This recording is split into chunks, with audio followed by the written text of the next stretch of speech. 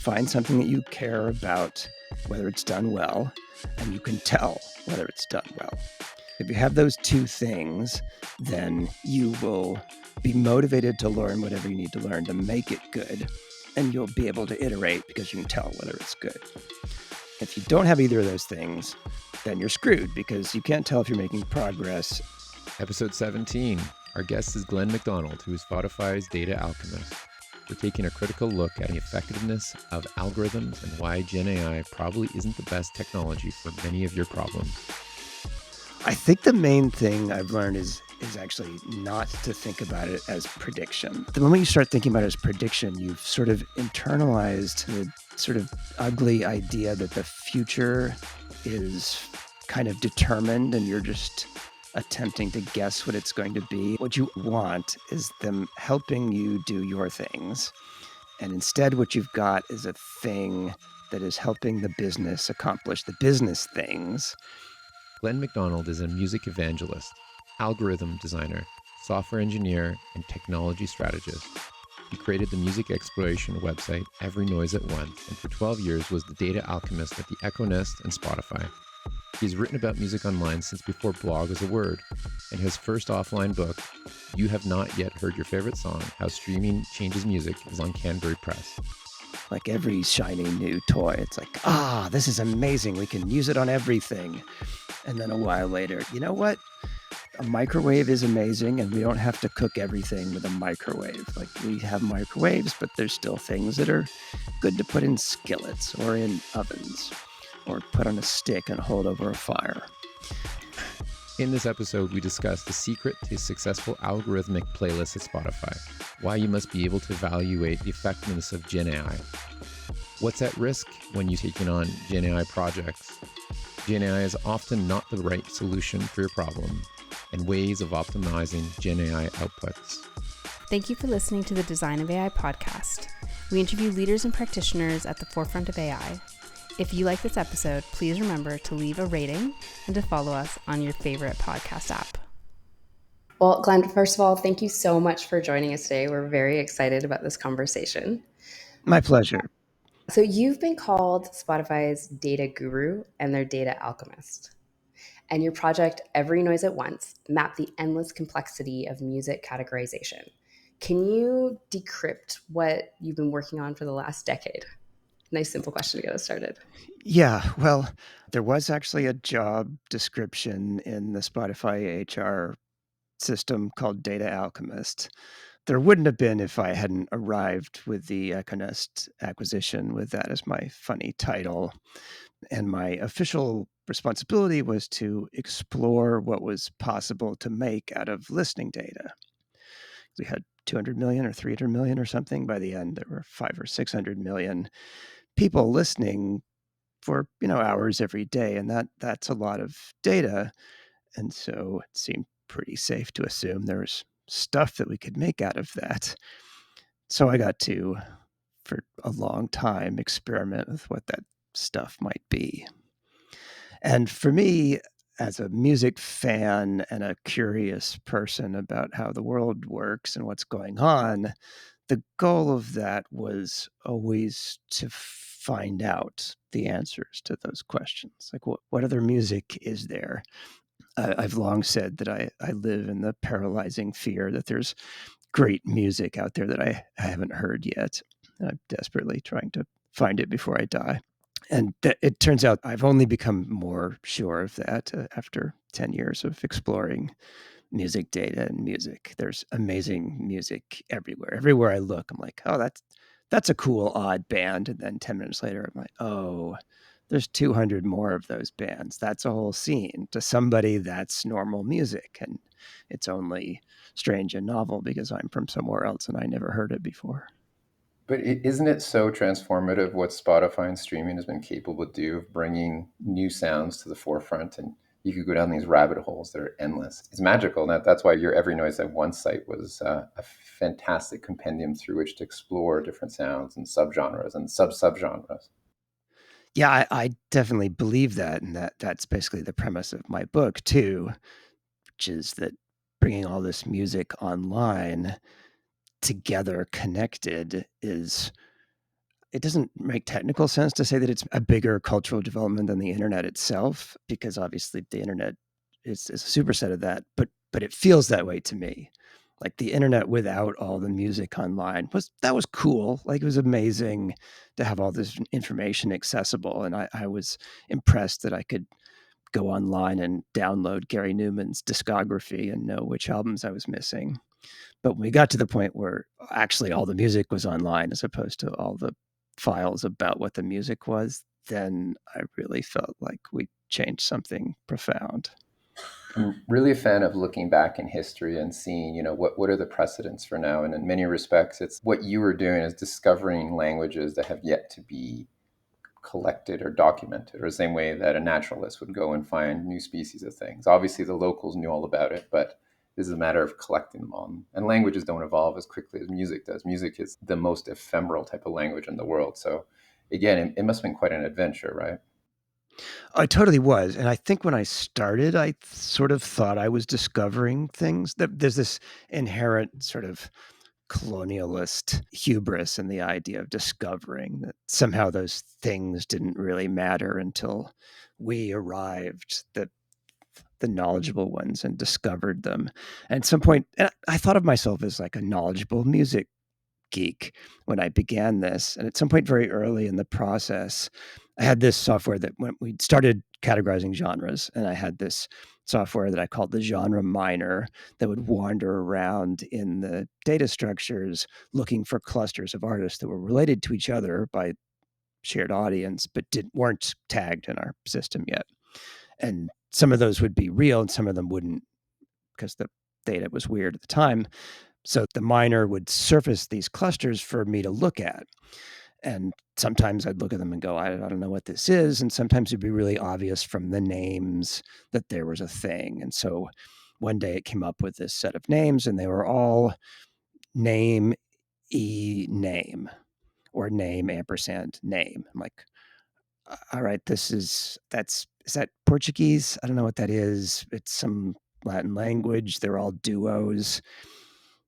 Must be some odd scene that I never heard of. And 10 minutes of internet research later, I realized it's this thing called sertanejo. It's like country music of Brazil. It is the most beloved music for 100 million people. And I, thinking of myself as a knowledgeable music person, basically never heard of it. At that point, I realized, okay, I just have to let go of this idea that I know that my catalog of factual knowledge is my claim to have the right to participate in this. I just don't know. The world is broad. Assume that there are things that are just totally normal to millions of people that I've never heard of. And that allowed me to just reset and realize I'm not discovering things. I'm helping the music world self-organize. I'm helping these communities, which exist and are real and don't rely on me for that, to project themselves through this listening data to themselves, to more listeners, to potential audiences elsewhere. It's it's not discovery, it's facilitation. So, not to oversimplify things, but if we were to look 10 years in the future, your role, your focus, your drive, your outcomes, is that what a music AI agent should be trying to replicate? AI is in a very funny place where it seems obvious that it has a massive amount of potential, and we don't really yet know what to do with that. And that's a normal state of all technology. Like every shiny new toy, it's like, this is amazing. We can use it on everything. And then a while later, you're like, you know what? A microwave is amazing, and we don't have to cook everything with a microwave. Like we have microwaves, but there's still things that are good to put in skillets or in ovens or put on a stick and hold over a fire. My theory, current theory, all provisional, is that AI is going to be another great tool if we can keep ourselves from screwing it up by forgetting that it's a tool.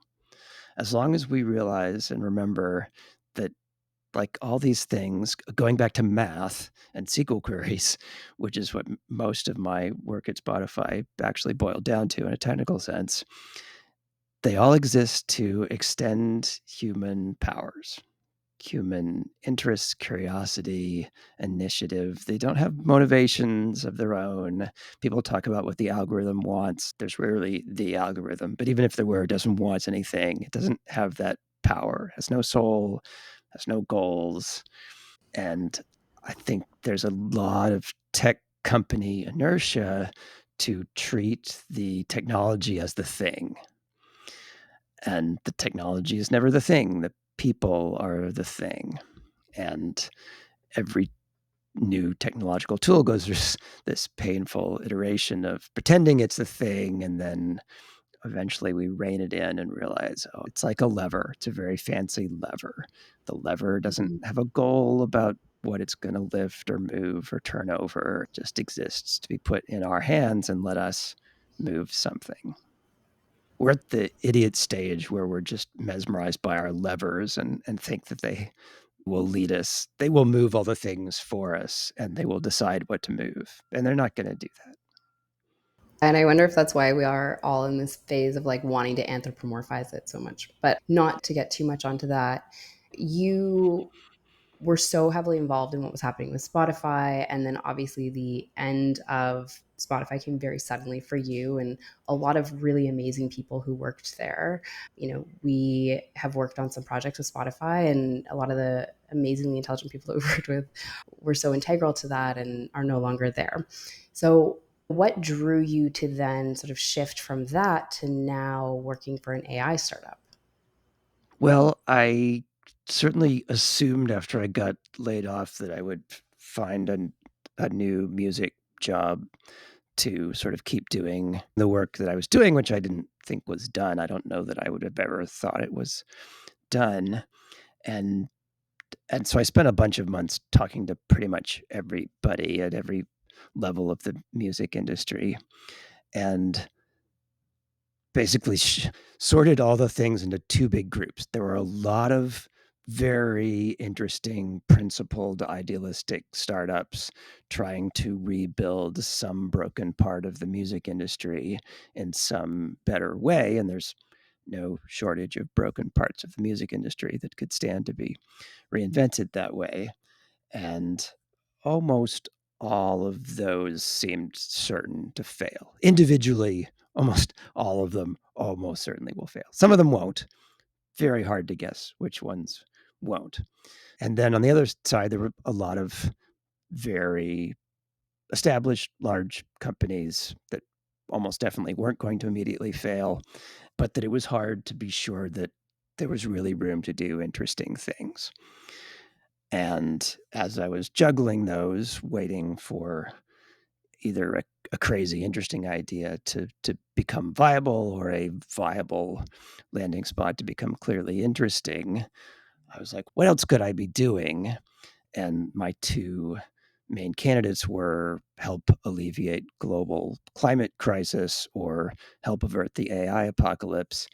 And I decided not to be a physics major back in 1985. So I wish I had something that could contribute to the climate situation, but I kind of don't. But the use of AI, I I felt like, all right, that's a kind of problem I'm used to dealing with. What do we do with these tools? How do we understand what's possible with them and how they serve human goals instead of subduing them? And a random AI company happened along while I'm sorting through all these other things, and we're like, hey, would you consider working with us? I'm like, yes, I would consider it. What are you doing?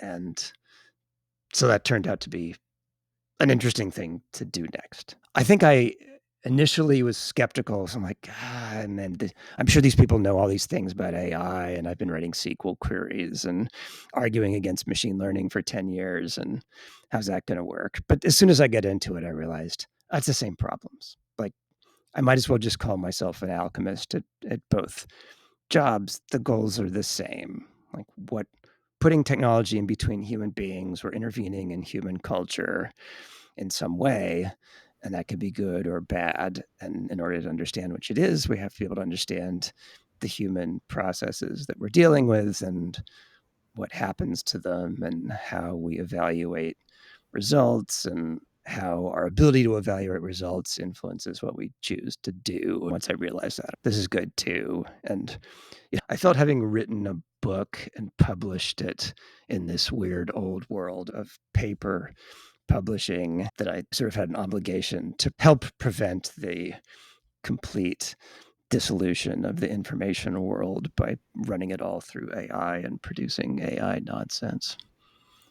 And to that point, whether it's ML or AI, it seems like these tools fundamentally are there to improve the predictions of what people want. It seems ultimately that's really what we're trying to craft in some form. I think the main thing I've learned is actually not to think about it as prediction. I think the thing that happens to you when you start thinking about things as prediction, and I think this applies to thinking about LLM outputs as predicting text. It also applies to A&R and music as like predicting hit artists. The moment you start thinking about it as prediction, you've sort of internalized the sort of ugly idea that the future is kind of determined and you're just attempting to guess what it's going to be and thus profit by anticipation. And I think it's a lot more productive to not think about the future as something you're predicting, but as something you're making. And this is sort of a phrasing, like a linguistic point, because you could talk about the same things as prediction or production, but it changes how you think about it. If you talk to an artist, if you talk to like a label and they're trying to guess who the big artists are going to be, that tells a story about how they go about things. And if instead they are trying to figure out how to build careers, that's a very different story. It's the same all the ways through all technology. You think about what you're doing with AI as, all right, what am I trying to make different in the future? This Design of AI episode is brought to you by PH1, a research and strategy consultancy that helps clients build AI products that customers want. Contact them about product discovery research to answer critical questions about what to build, competitive analysis to find out how to gain an advantage, service and customer analysis to identify the best use cases and value drivers, and workshops and concept testing to validate what will work and to fine-tune products. PH1 has worked on products for Spotify, Microsoft, the National Football League, Dell, Mozilla, Bell, and various health and higher education groups. Bring in an expert to make sure your products and teams are focused on what customers want. Visit their website to book an intro call, ph1.ca. So maybe Okay. you could walk us through your point of view from the perspective of an algorithmic playlist. What do you view as the role of delivering to a user an algorithmic playlist, whether it's a daily mix or the weekly mix? What was your point of view on that? So the goal for me is doing something for the listener that the listener wants but would have trouble doing themselves. So Daily Mix, which was originally my thing, we implemented it at RDO at the Alchemist before we got acquired by Spotify, and then we did it in a better version at Spotify. The goal of that was recognizing that people's taste is rarely singular. Like most people like a bunch of different things and they like them in different ways and they use them in different ways in their life. And most people would find it tedious to manually construct that taxonomy for themselves. But we had enough data that we could try to do it for them. So that was the goal of Daily Mix, is organize your catalog of listening in the way you would if you had time and initiative to, but you probably don't. It wasn't to recommend things, it was just to do this useful thing for you. And having done that, then it's possible to say, all right, well, having found these are the blues artists you like, separate from the black metal artists you like, then it's possible to say, oh, and now that I've collected those 20 blues artists, here are 20 more blues artists that are not only just blues artists, but the kinds of blues artists that you like. Like, there's no reason you need to like those too. The ways in which they're similar may not be the ways that you care Yeah. about, but at least it's useful to put them there and say, you might consider these. It might be interesting and useful to you to have these given to you as opposed to trying to find them yourself by navigating through 20 artists. Fans also like lists and writing down notes on a piece of paper. Well, maybe let's take the analogy and move it over to something that LLMs are being leveraged for, which is ad tech. And let's keep the analogy of music. Brittany and I, some of the projects we worked on were for Spotify for Artists. So it's the platform for which artists leverage to collect analytics and inform decisions. Now, one of the dilemmas we always had in that project was if an artist isn't trained on how to understand or manipulate data, they tend to make uninformed decisions based off that data and often are actualizing their own biases rather than anything factual because usually they don't have a frame of reference. Usually they're unsure how to monetize things appropriately. They don't know how campaigns should be developed. So, from that perspective of a very clear customer journey, like I have a system collecting data and I need to generate more revenue, how would you leverage an LLM in that kind of context in ad tech? It's a fair question, and I would certainly not start with an LLM because that's a very complicated machine that's very tricky to predict its outcomes. And so I would start with math. This happened a lot at Spotify where I'd not have to, but I would be the one to try to compare methods because Spotify as an organization was very committed to machine learning. And so it hired lots and lots of machine learning engineers. And if you hire machine learning engineers, you will get machine learning because that's what they do and that's what you hired them to do. And that's not always the best solution to things. Sometimes it is, sometimes it isn't. And it would be my role to take a given problem and say, all right, what what's the baseline here? Like what can we do with the simplest tools possible? And does that help us understand whether the machine learning is adding value or inscrutability?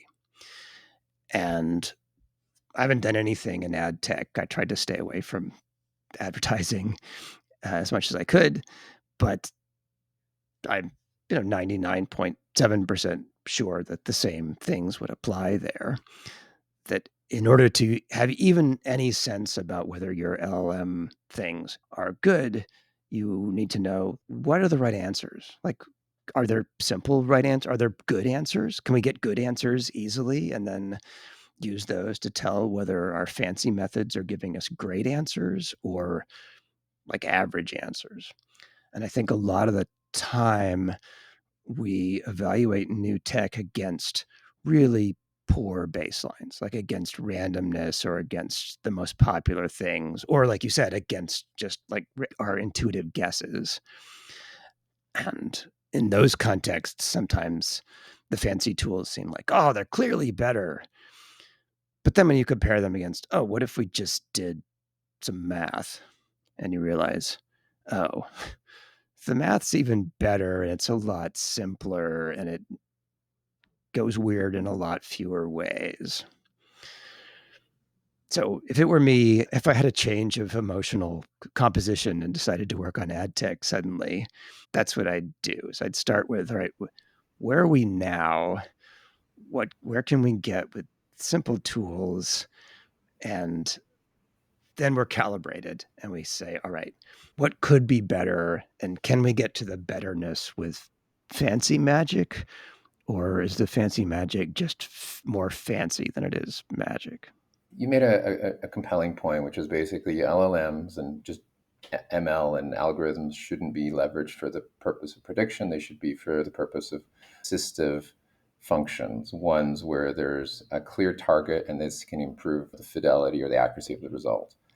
From that perspective, where do you think LLMs are well suited to support? Like let's take, for example, in your world, adding taxonomies to music, retagging them, recompiling them, reassociating them, those tags being context aware. Are those good functions for LLMs, or what would you say are good functions?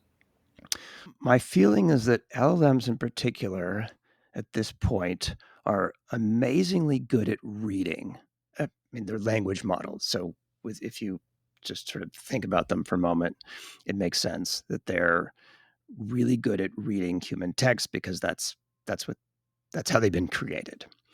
They're pretty good at remembering things, although their notion of memory is a lot different than a human one. And so that's part of why it's good.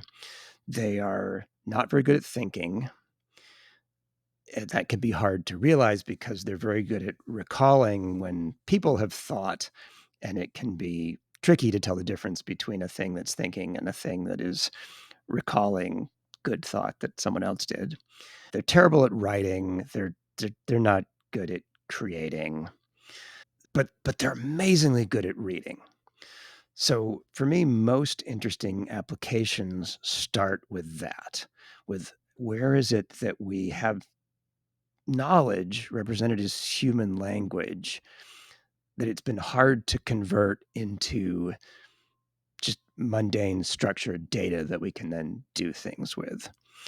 And one of the best examples to me is web scraping. Like if you have a page that has a blog post that some band wrote about when their new album is coming out, that's good information. Like that page represents the factual information that this album has a title, it's by this band, and it's coming out on September 24th. And the fans of that band want to know that, and the human fans can find it out by reading that page. And it'd be useful to have that data somewhere too. And getting that data out of a web page with old tools is really hard because it's written in the middle of text. Like you don't want to do it with beautiful soup. You're not going to do it with regex. It's a pain. The best way would have been have a human read the page and then type it into a database. The LM can do that. Like it's amazingly good at that. It can take a page of like weirdly written idioms and mentioning a bunch of releases and pull out the structured data. That is impressive. That's the kind of thing that these tools are really good at. Read some text, distill facts out of it. I mean, remembering is not a trivial part. And so the use of LLMs to basically do searches that map straightforwardly to information that we have, but not the way it's been organized, is another good example. So many things you do in ChatGPT, for example, I think would be better as Google searches. Like you'd like to get an actual authoritative source that explains something. If it's something about how do I apply a JavaScript library to a problem I have, and the problem I have is kind of backwards from the way the JavaScript library is documented. And a Google search would bring me up the documentation for the library, but it wouldn't be obvious to me how to apply it to solve my problem. The LLM, because it has broken that up into sentences and understands them, can give me the explanation I need, which has rearranged the human language, but kind of maintained the human input. I can read it and go, oh, I see. I need to put this thing in the middle of my process and call it in this way. And now I can understand it. So those are great uses and things we have not been able to do before. So Having it there's write me an essay? No, I don't want that. Have it write me a song? Boy, do I not want that. That is not existentially useless to me. So if we take a step up higher, right? Because you obviously have been working in and with data for so long, and there's now a lot of designers and researchers who are really having to start working with data and probabilistic interfaces for the first time, or in a meaningful way for the first time. What advice do you have, or what do you believe that they need to know about working with data and probabilistic interfaces to be successful in this new era? I would start with just a big hug and then say, you don't have to. Like if you get into it and you're like, I don't know how to do this, maybe it's telling you that this is not yet the right solution for your problem. And I think it's really hard if you're trying to make a living in a tech field to say that, to like turn around to your boss who's asked you to figure out, our future relies on embracing AI before our competitors. So you have 3 weeks to figure out how AI is going to transform chocolate chip cookie baking. Like, you better come up with an answer.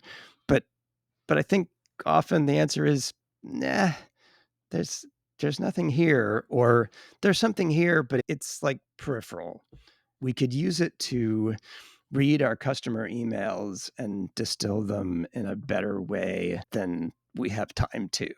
But it's not going to help us bake the cookies. It's hard to be the one who pushes back on a fevered corporate enthusiasm for something.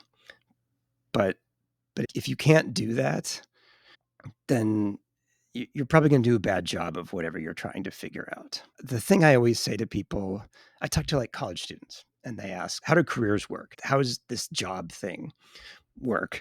And I always tell them the thing to do is find something that you care about, whether it's done well, and you can tell whether it's done well. So if you have those two things, then you will be motivated to learn whatever you need to learn to make it good. And you'll be able to iterate because you can tell whether it's good. And if you don't have either of those things, then you're screwed because you can't tell if you're making progress. And if you don't care, you'll just stop. And if you have to get into AI because someone told you to, but you can't tell whether it's good or not, and you don't care, then it's going to be bad. And you should just not.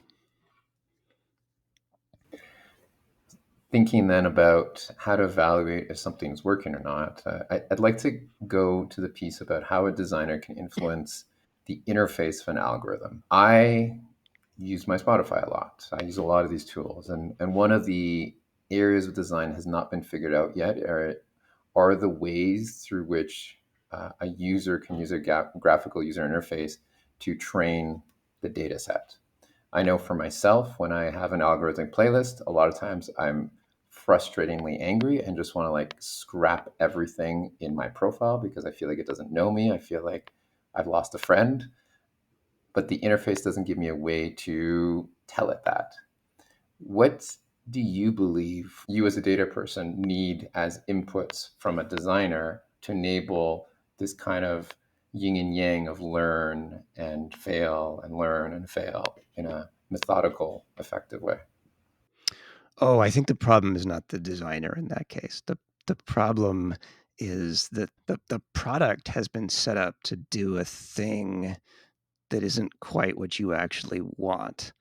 I think you described a sad and common failure mode of algorithmic technology, which is that you what you ultimately want is them helping you do your things. And instead, what you've got is a thing that is helping the business accomplish the business things. And those are not quite aligned. Sometimes they're close enough that you can kind of pretend to not notice that for a while, and it rarely holds up for very long. So by the time your Spotify algorithm has gone awry, as people put it, it it was awry to begin with. Like Discover Weekly, it's a very successful product, but it doesn't make sense. It treats you as if you are one blob of taste and tries to find more of that blob of taste. And if you are, in fact, one blob of taste, if you only like one thing, and the other people who like that thing only like that thing, then it works great. But if either of those things are wrong, then it's not so great. It uses vector embeddings, which turn the world into this one space and then try to navigate in it. But if you like Belgian hip hop and California surf rock equally, then your place in that space is somewhere between those two, which is something else entirely. And going back to Daily Mix, that was the opposite approach. It was, don't try to average you, try to separate your things so that each one of them can be a jumping off point for exploration. Discover Weekly is far from the only thing like this. Your recommendations in any algorithmic platform are probably going to experience this effect unless you have a software where the people have really embraced the idea that the algorithms are trying to help the people instead of the business, My trying to YouTube organize. notifications are abysmal. Same reason they're trying to average me out and assume that what I listened to last week is me, but usually I was on it by accident. Everything that I collected online, there's a different purpose for it, and they don't understand the intent. And without understanding the intent, they don't know how to serve it and how to prioritize it, right? Right, because it's not just that you have different areas of taste. It's they mean different things to you, and you interact with them in different ways. So you like Belgian hip hop and you like California surf rock, but the California surf rock is like comfort music, and all you ever want to hear is the greatest surf rock of all time. You're not interested in the new songs by those bands if they're even still existing. Whereas Belgian hip hop, you want to hear the newest stuff and only the newest stuff. So not only is the averaging losing you in the space between those two styles, but it's losing you in the mode space between what you need. In Spotify Wrapped a few years ago, we did this thing called the listening personality, and it was a Myers-Briggs style 4-character breakdown of the way you listen to music independent of what music it is. And it was Wrapped, so it was presented as a shareable thing. And product goal of Wrapped is virality and brand marketing. But the data, I'd done that, and the data for it was real, and I'd been working on it for years. And my goal of having that data was to have a framework for the humans and the algorithms to communicate, to be able to express what is it that's different about my California surf rock needs versus my Belgian hip hop needs. And it's in one, I want familiarity and popular validation, only the classics. And in one, I want newness and genre coherence. And in one, I'm happy to have the same artist play over and over again. And in one, I want variety. So these 4 dimensions of listening were an attempt to phrase those such that you as a human could override them. That you could have a way of talking to the algorithm to say, all right, today, uh, I usually want the newest stuff in Belgian hip hop, but today just like play me my favorites. Or today, I'm willing to hear if there's any new California surf rock. But it's a vastly different model than hold still and we'll tell you what to listen to next. And it implies a lot more agency on the part of the listener.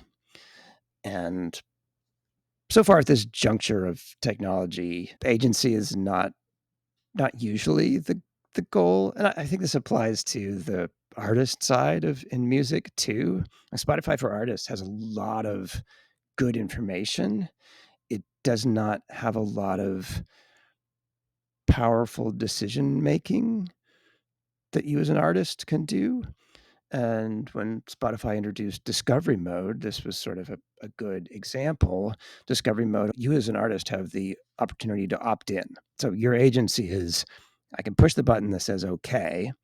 And when I do that, that says, all right, Spotify can do a bunch of magic that's under Spotify's control to try to give me more plays in return for lower royalties. But for me, what I wanted Spotify to do in something like that was give the artist more power. Not just ask them to submit to magic, but if you're an artist, your next song, it's a ballad and you usually do, jams. And so you would be able to say, all right, this next song, I think it'd be better pushed to this segment of my fans, the fans that I share with Celine Dion, not the ones that I share with the Foo Fighters, or whatever it is. That seems more interesting to me, giving the artist more tools to try to accomplish something they want to do, as opposed to just giving even more control to algorithms. I think that that's so important and interesting. And, you said earlier on in this conversation that often we'll evaluate based on poor baselines as well. And so let's talk about evaluating success. Let's talk about understanding, especially as we're going into this new space and we have product teams that are trying to implement generative AI. Many are struggling to make the tech work the way that they need to, or struggling to find that proper use case. What should these product teams be concerned with to make these implementations meaningfully successful? So I think it's all, to me, can you generate results that you can evaluate? And this was one of the things that allowed me to feel like I was doing a good job at Spotify. If I was working on algorithmic playlist generation, I would generate playlists. I would generate them in a lot of different seeds, whether they're artist based or genre based or whatever. And I would look at them, and I would look at 50 of them side by side, and I would take whatever time it took to get to the point where I could evaluate them. So I would be like, all right, I'm supposed to be generating German hip hop now. What do I know about German hip hop? Well, start the stopwatch. Nothing. Okay, here's a list. All right, I studied German for 2 years in high school, so I can look at these names and have some idea whether are any of these, does this look German at all? Okay, it looks sort of German. Good. So let's take the top three and do some Google research. Like this is music. It's a real thing. The world's full of it. Let's go find out who are the top rappers in Germany. Are these them? And 15 minutes later, I'm like, all right, now I know a little bit about German hip hop. And it helps that I've done this a lot. So it's not like I have to have explained to me like what German is or what hip hop is. And the more you do this, the more you learn that it's actually pretty, it takes a lifetime to learn the deep nuances of anything, but it doesn't take very long to get a sense of whether things are sort of right or totally wrong. And so if you can do that, then it doesn't matter what technology you're employing. You could be employing the most fallible, weird, randomness producing machines, but if you can evaluate the results and then you can iterate and you can see if they get better, then at least you have something you can do. And the worst case in the other extreme is if you can't evaluate, and this is why I tell people that you have to do something where you care and can tell whether it's good. If you can't evaluate, then you have to wait for it to be done for you. And that is incredibly slow. So if you don't know, if you look at that list and you like, I don't know if this is good German hip hop and I'm unwilling to find out, then the thing you do is you schedule a user test. And that user test can't be run for another 3 months because it's lined up behind all these other user tests that conflict with the seed assignments. And once it's run, it has to wait for the data science team to evaluate the P numbers, the results, and decide whether it's powered or not. And then something goes wrong and you have to run it again. And if it takes you 6 months to get an answer about whether your current iteration is good, then to do 10 iterations, we've moved on to brain implants and it doesn't matter anymore.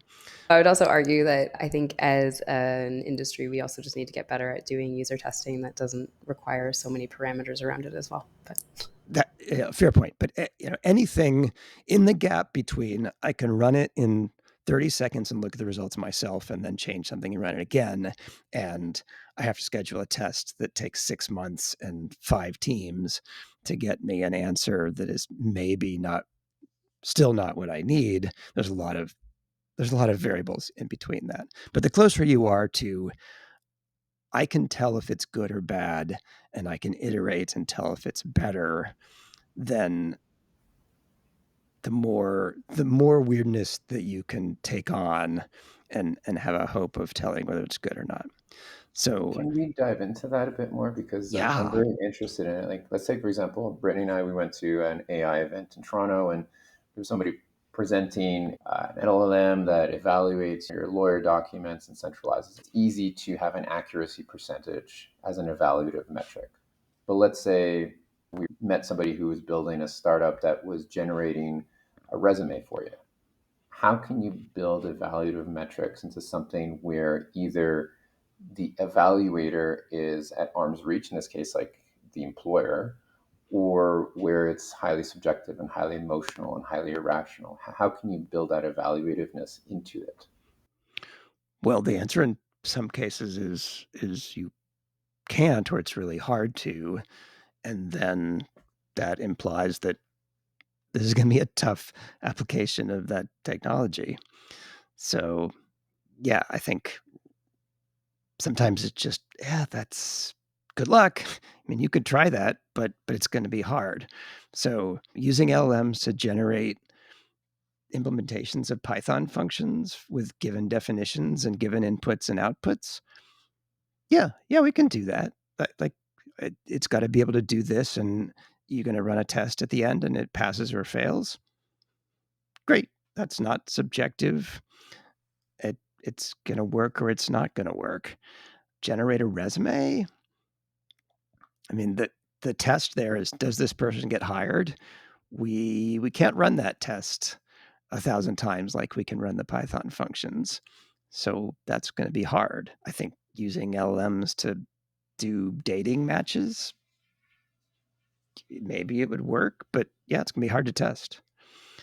And so if you take on something where it's hard to test, that's a different thing. You're going to have something other than testing that you can rely on, whether it's your intuition or really good user testing, some really good method for user testing, some other way to get confidence, or some reason why the confidence doesn't matter. In some LM applications like Midjourney, so in generating images from text, I think we're at the point where that's in some sense not very good, but is being evaluated at the moment sort of on amusement value. Like Yeah. it's not for functional purposes. Like if I were trying to use it to generate needs for images, I'm sort of speculating that such a thing exists. But if I had needed a specific image that didn't exist, but it would be reasonable that it did, it, you'd it would be hard to use current AI image generation tools for that, and hard to evaluate and hard to test. But if all I have to do is like, it has to look funny, like, all right, I need Kamala Harris as a communist orator. Like, okay, here's a picture, and it conveys that idea. Thankfully, Twitter does that for you for free now. But you're obviously very knowledgeable on music. And if we were to build a renegade startup in the music world, and we're going to say it's AI powered because that's what the investors need, what would that music agent do? How would you evaluate whether it's working or not? I'm asking this because, again, we've all been embedded in the streaming world, and the definition of a good listen is hard to know because is a good listen if you've listened to the whole thing through? Is it that you saved it? Is it that you followed the person? Is it that you listened all the way through? Does that mean that you just were checked out and you're just not even caring about the music? How do you evaluate success with this kind of world? Because there's tons of data in music, but it's hard to know which data means what. My favorite success metric for music things was returning to them over time. I use this for just everything, not never mind AI or algorithms or not. Just like, does a listener like an artist? The most straightforward way is to add up the time or the number of plays. And like you say, neither of those are necessarily true. And I think you see this in Spotify Wrapped. Sometimes you get to the end of the year and be like, my favorite song was that song. I don't even remember that song. And then you think about it and you're like, oh, wait, yes, I left my phone in my pocket on loop by accident when I left it in the car and it went to the beach in June, and that song played 85 times before I came back to the car and realized it. But that wasn't my favorite song. But if you come back to that repeatedly every day for a week or every few weeks all year, that's a much better sign.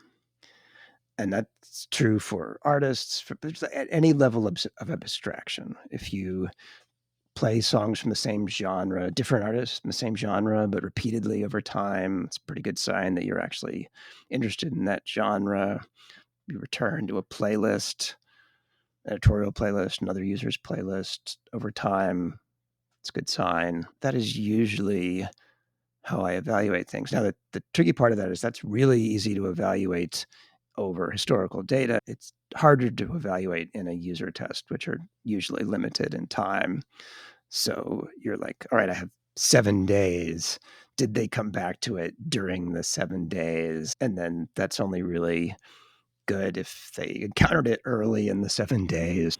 I fundamentally disagree with what Oh, you're saying cool. about that, because I think that we're in this time in the world where people are over relying on data or giving it an over strength credibility, right? And you said several times that a lot of the data is lacking context, or the algorithms are lacking context to be able to know what to do about it. And I believe that you probably have just had too siloed an experience of user research, because there are so many ways that data and user research can collaborate better. So for example, if you had come and said, hey, we're seeing that these people are returning back to this data over and over again, I, as a user researcher, I don't need to then have them do a diary study where, they go back to that exact same thing in that time. We can look at historically what's been happening and have conversations that are deeper and more meaningful with them about when they're listening to different things and what's happening. And I think that there's just this fundamental divergence right now where we need to come back to a place where I think user research and data are working more collaboratively, and I think more transparently, where we're each influencing each other's work and we're able to then strengthen the user research but strengthen the data as well.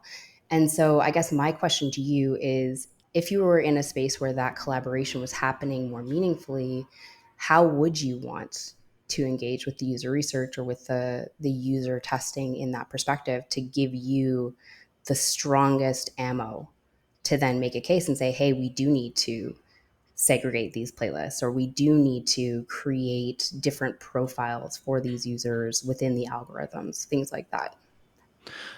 To me, the key difference there is between user research and user testing. And I I was thrilled with every time we ever did actual user research, like actual user researchers, humans were involved in interacting with human listeners. That always produced fascinating insights, invariably. Most user tests, and this was true at Spotify, and I'm certain it's true at most tech companies, are not user research, don't involve user researchers, don't involve personal interaction. They are A/B tests. We fed 2 different algorithms to 2 different randomly selected populations. No one talked to them. No one told them that it was happening. All we have is data. So when I said that's what I'm talking about with the limitations of user tests. If a person had gone and talked to them, yes, like you can get the insight you need by talking to people based on no data, let alone a little bit of data. But if you subject people to that anonymous secret A/B test for 7 days, then that's enough for some things. It's not enough for a lot of things. Yeah, I think we have our work cut out for us in terms of how do we redefine user research and engagement and data collection. A few months ago, we spoke with Martin Walraven from MusicX, their community that's exploring the economics and broader system of the music industry and looking at experimental ways of engaging. And we also spoke with Virginie Berger from Matchtune about AI, and the sentiment's really negative. It's very pessimistic. The value of music is going down. Rights holders are losing out. Things are being trained illegally. Do you have anything optimistic that you feel is happening in music as a result of this technological surge? Is there anything that you see that are good signals? Any happy stories? Well, I think the same thing as I think when people bemoan the economic status of music and say sort of reasonably with remuneration this low, there'll be no future generations. No one can afford to make music anymore.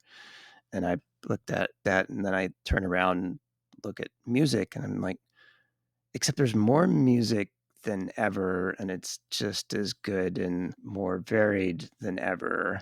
So maybe that's not quite what's happening. And I'm fundamentally optimistic about technology in general. But at the beginning, I think the first few LLM things, I felt this chill of like, just that horror go through me, especially with music generation. Like the idea that text prompts to songs is the future, and that people will be listening to algorithmically generated music that's their perfect thing. That idea of a future, that's brains in vats to me, and that's not what humanity is here for. But for that same reason, I don't imagine that happening. I don't think anybody is going to be pleased with AI generated music for the same reason that I don't think it solves any problem, because that's not what we do with music as humans. It's not It like seems air that conditioning. It's not like there's a perfect body temperature, there's a perfect emotional temperature, and we're just trying to reach it. Music is a communal experience. Like, we experience it together. We use it to communicate with each other about what it's like to be human and feel things. And the AI is not part of that. I think there were the same fears at every stage of technology. We had synthesizers.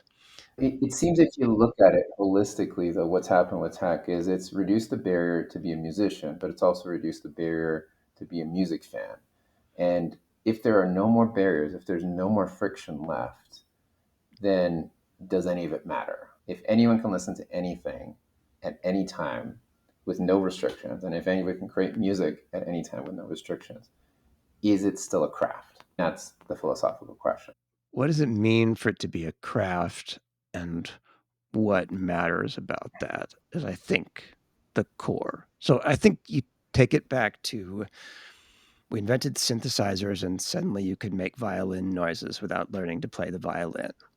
So it's the same kind of thing. Like, you had this craft that you needed to learn, and we'd sort of assumed that that learning was a necessary part of the value. And then that got questioned, and a bunch of people were afraid of it. Like, no one's ever going to learn how to play the violin again because they don't have to. But it didn't happen. People still learned to play the violin. We'd learn to do other things with synthesizers than just pretend that they're violins. And there's a lot of great music with synthesized violins, and there's a lot of great music with violins. And I think we're not yet to that point with AI as a category of using it as a tool. I think we'll get there, because we won't be satisfied until we do. And so I'm not really worried that it's going to be a Borgesian library problem where every possible sound exists and there's no way to distinguish between them, and we are just stuck listening to a feed of AI muttering, because no one actually wants that. Glenn, it's been an absolute pleasure speaking with you. I have Fun. loved how divergent we've been from what we thought we'd be talking about. We learned a lot about the philosophy of data and this really critical context about being able to measure it, being able to understand why we're doing it, being able to care about the outcomes. I'm skeptical. I'm curious. I think that's the key tension. Don't do things because you think you have to, but also don't be afraid of them. And trying things is how you find out that what works, even when what works is not what you thought would work or what someone told you to build.